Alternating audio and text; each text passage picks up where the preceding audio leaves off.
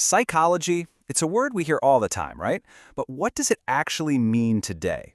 In this explainer, we're going to see how our map of the human mind has been completely redrawn from the ideas of ancient philosophers all the way to the AI that might be in your pocket right now. So let's dive in. So, when I say psychology, what's the first thing that pops into your head? For a lot of us, it's probably that classic image, isn't it? A patient on a couch talking through their problems.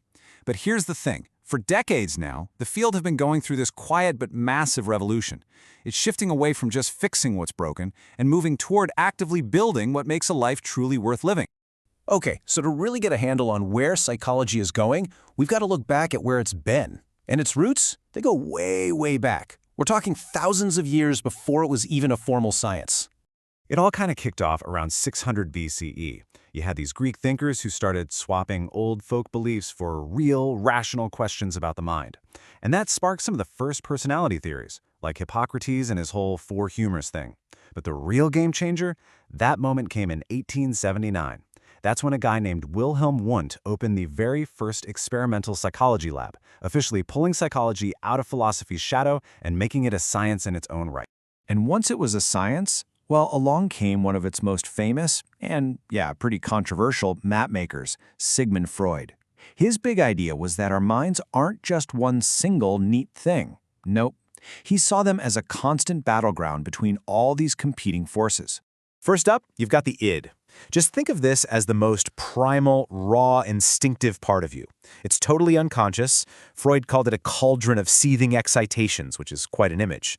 The id is all about the pleasure principle. It wants what it wants, and it wants it now, with zero thought about the consequences. It's pure, unfiltered instinct. Then, trying to manage all that chaos, you have the ego. This is our rational self, the part that makes decisions. The ego gets it. You can't always have everything you want right this second.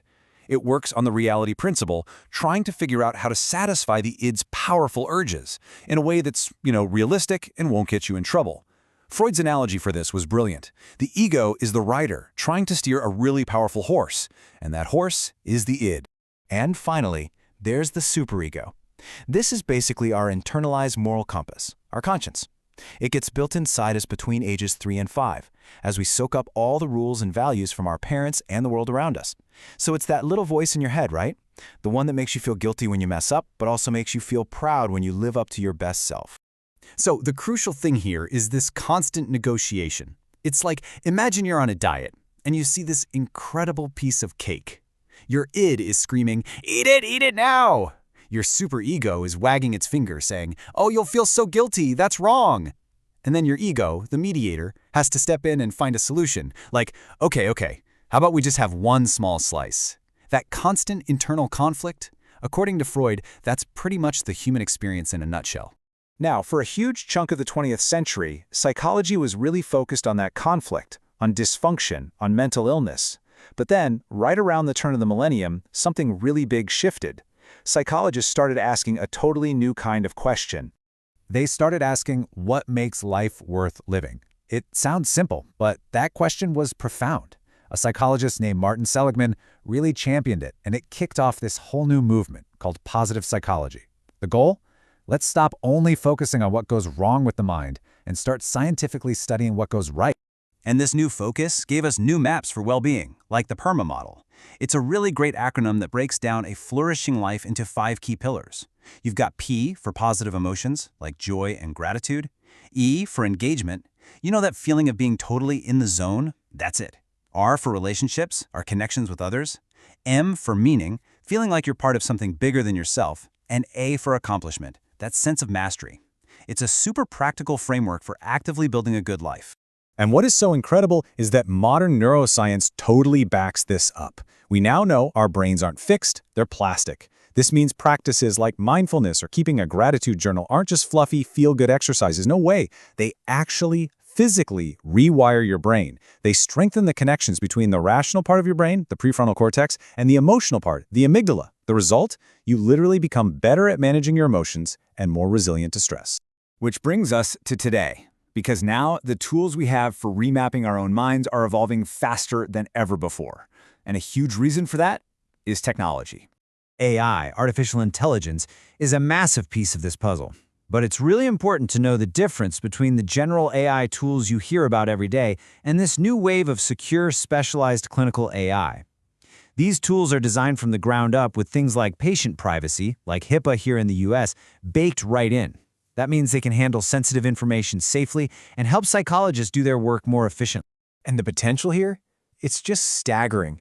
Get this, a study back in 2017 found that a fully automated AI chatbot called Wobot was so effective that people using it saw a significant drop in their depression symptoms in just 2 weeks. It's a really powerful example of how AI could make mental health support way more accessible to everyone. And it's not just AI either. Virtual reality is opening up some incredible new doors. I mean, think about it. You can create these totally immersive, serene, awe-inspiring digital worlds. VR is becoming this amazing tool for guided mindfulness, for stress reduction, and for sparking positive emotions in a way you can't really do otherwise. So, where does the map lead from here? Well, as we look to the future, it's clear that psychology is facing both some really exciting new frontiers and some pretty big challenges. One of the biggest challenges is what you could call the care gap. Public demand for mental health support is higher than it's ever been, and it's still rising. But at the same time, things like policy changes and funding cuts are making it harder and harder for professionals to actually meet that demand. And that financial squeeze, it affects everyone, from the people seeking help to the clinics trying to provide.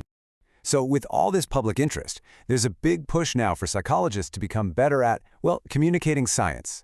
For all these amazing findings to actually make a difference in people's lives, they have to be shared in a way that's clear, accessible, and sounds like a real conversation, not just a bunch of dense clinical terms. And you know what? This might just explain something you've probably seen on your own social media feeds. That explosion of bite-sized psychology content. Everything from ADHD hacks to videos on body language. It shows there's this massive public hunger for understanding the mind, and people want it delivered right where they are, in the apps they're already using. As for what's next, there are 2 huge frontiers where psychology is really expanding. First, there's a major shift toward preventive mental health, so supporting well-being right from the earliest years of a child's life. And second, there's the rise of something called climate psychology, a whole new field trying to understand how we as humans respond to the climate crisis. Both of these show a move toward tackling problems before they even start and on a much, much larger scale. So as we've seen, this map of the human mind, it is anything but static. It's been redrawn over and over again. It's expanded from the inner world of Freud's couch all the way to the personalized support you can get from an AI chatbot. And its focus has grown from just individual problems to tackling massive global challenges like climate change. Look, the tools and theories we use to understand the mind are always going to keep evolving. But that core quest, it's always the same: to better understand ourselves. And as this map keeps getting redrawn, the most exciting part isn't just what the experts are going to find, it's what you can discover for yourself. So the question is, what will you discover?